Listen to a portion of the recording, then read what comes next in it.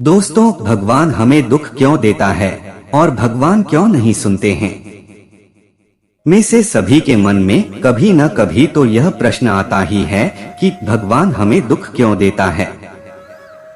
आखिर भगवान क्या चाहता है और मेरी मदद क्यों नहीं करते हैं? भगवान क्यों नहीं सुनते? भगवान तो सब कुछ कर सकते हैं, फिर वो एक चुटकी बजाकर मेरा जीवन क्यों नहीं संवार देते? भगवान किसकी मदद करता है? क्या भगवान सबकी सुनता है? जिंदगी में इतनी कठिनाइयाँ, इतने दुख और इतनी परेशानियां हैं, तो फिर क्यों नहीं भगवान आकाश में प्रकट होकर या अवतार लेकर मेरी जिंदगी की समस्याओं का समाधान करते? इन सभी प्रश्नों का उत्तर जानेंगे श्रीमद् भागवत गीता के एक श्लोक से, और इस श्लोक को समझने का प्रयास करते हैं एक कहानी की मदद से। एक लड़के का जन्म एक रईस घराने में हुआ। ऐशो आराम की सभी सुविधाएं उसके पास थीं। उसको कुछ भी करने की आवश्यकता थी और वो यह करता भी था, यानी वो कुछ भी नहीं करता था। वह बहुत आलसी था। उसको बचपन से काम करने की आदत ही नहीं थी। उसके पिता ने उसको बहुत समझाया, पर उसका मन सोने और खाने पीने में ही था। एक दिन उसके पिता की मृत्यु हो गई। उसकी माँ पहले ही स्वर्ग सिधार चुकी थी।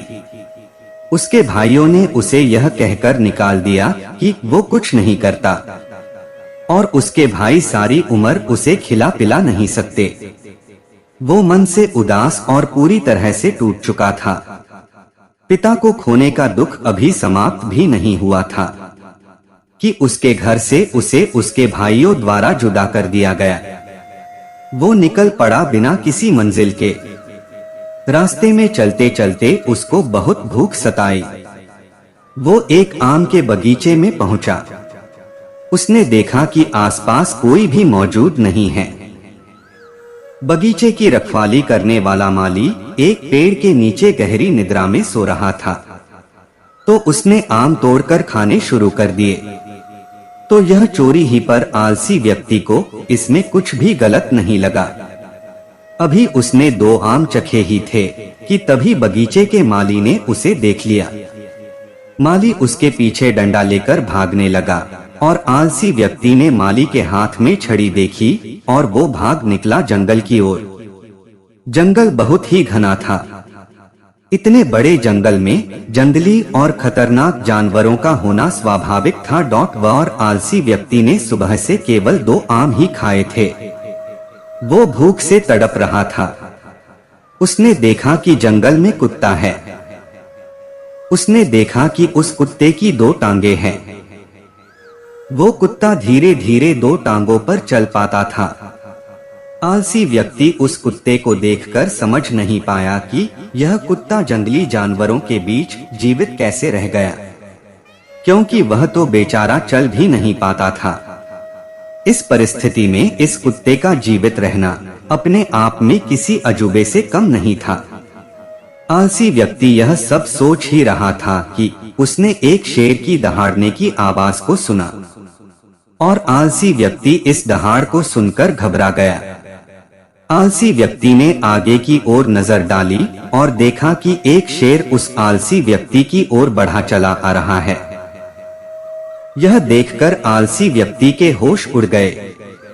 वह घबराकर एक पेड़ के ऊपर चढ़ गया। पेड़ के ऊपर से आलसी व्यक्ति ने देखा कि शेर बढ़ा चला आ रहा है कुत्ते की ओर। शेर के मुंह में एक मांस का टुकड़ा था। शेर के डर से सभी जानवर भागकर कहीं छुप गए, पर वो 2 टांग वाला कुत्ता सक्षम नहीं था भागने को।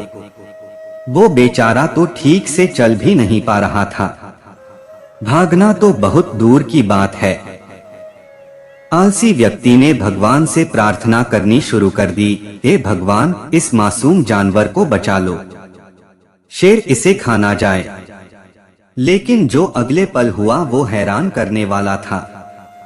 शेर के मुंह में जो मांस का टुकड़ा था उसको वह लंगड़े कुत्ते के पास छोड़कर आगे चल दिया और आलसी व्यक्ति भगवान के उस चमत्कार को देखकर बहुत प्रसन्न हुआ।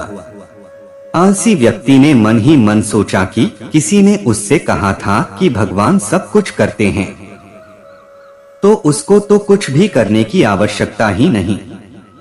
भगवान ने उसको जन्म दिया है तो उसके बारे में कुछ तो सोचा ही होगा।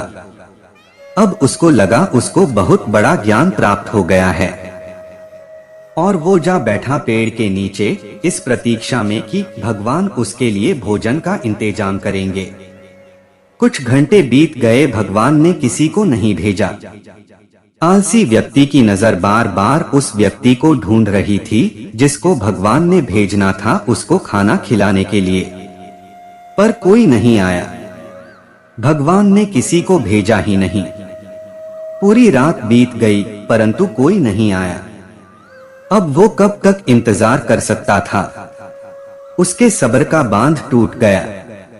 उसने सोचा आखिर भगवान हमें दुख क्यों देता है, और वो लगा जोर जोर के चिल्लाने, भगवान मेरी किस्मत में ही इतना दुख क्यों, इतनी तकलीफ क्यों, क्या बिगाड़ा है मैंने तुम्हारा? आखिर किस बात का बदला ले रहे हो तुम मुझसे? इस आलसी व्यक्ति की बात सुन ली। जंगल में साधना कर रहे एक साधु ने, वह साधु जा पहुंचे आलसी व्यक्ति के पास। आलसी व्यक्ति ने अपनी सारी बात उस साधु को सुनाई। पहले तो साधु महाराज ने आलसी व्यक्ति को भोजन कराया। खाना खाने के बाद आलसी व्यक्ति ने भरी आवाज में साधु से पूछा, भगवान ने उस लंगड़े कुत्ते पर भी दया दिखाई, परंतु मुझ पर जरा दया नहीं दिखाई। आखिर क्या कारण है भगवान की इस बेरुखी का? भगवान हमें दुख क्यों देता है? साधु ने उत्तर दिया, यह सत्य है, भगवान ने हम सभी के लिए एक योजना तैयार की है, और तुम भी उसकी योजना का हिस्सा हो, परंतु तुम भगवान के इशारे को नहीं समझे।